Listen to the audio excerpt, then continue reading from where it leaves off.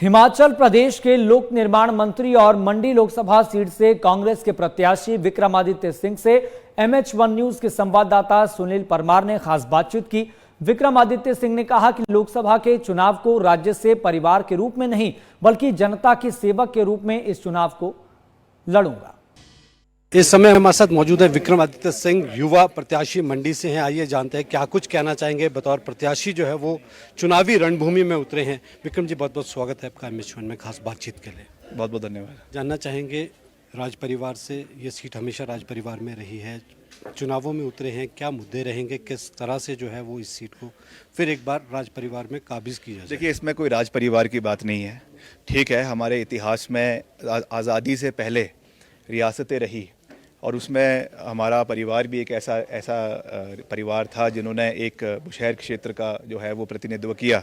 मगर सन 1947 में जब हमें आज़ादी मिली, उसके बाद देश का हर नागरिक समान है, हर नागरिक बराबर है। और वीरभद्र सिंह जी ने इस क्षेत्र का एक राजा के रूप में नहीं मगर एक जनसेवक के रूप में इस क्षेत्र के लोगों की सेवा करी। उनको सौभाग्य मिला कि उन्होंने यहाँ से 3 बार इस क्षेत्र का प्रतिनिधित्व किया। महासू संसदीय क्षेत्र से, जो शिमला का पहले इलाका था, वहाँ से 2 बार वो सांसद रहे।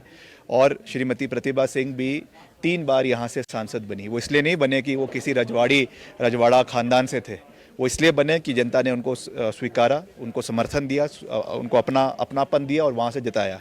तो उन्हीं के सोच के साथ हम आगे बढ़ेंगे, उनके दिखाए हुए रास्ते पे आगे बढ़ेंगे। और जो बतौर PWD मिनिस्टर हमने उस क्षेत्र में काम किया है, खास करके आपदा के दौर में किया है, उसको लोगों के बीच में रखा जाएगा। जो केंद्र से हमारे विशेष आग्रह पे नितिन गडकरी जी ने जो 150 करोड़ रुपए हिमाचल को दिए, जिसमें हमने आपदा प्रभावित क्षेत्र के लोगों से सड़कों को निर्माण कार्यों में उसको इस्तेमाल करने के लिए आगे उसकी रूपरेखा बनाई है, उसको जनता के बीच में रखा जाएगा। हर मुद्दे को लोगों के बीच में रखा जाएगा और एक सकारात्मक सोच के साथ हम चुनाव को लड़ेंगे और जीतने का भी हर संभव प्रयास किया जाएगा। और मुझे विश्वास है कि यहाँ की जनता हमें अपना पूरा सहयोग, आशीर्वाद और समर्थन देगी। लेकिन जिस तरह से आपने भी कहा कि जब आपदा आई थी उस समय भी लगातार सक्रिय रहे और उस समय भी वो नरादर रही हैं प्रदेश में, अपने गृह जिला में भी, तो क्या लगता है सर इस समय कितनी बड़ी चुनौती?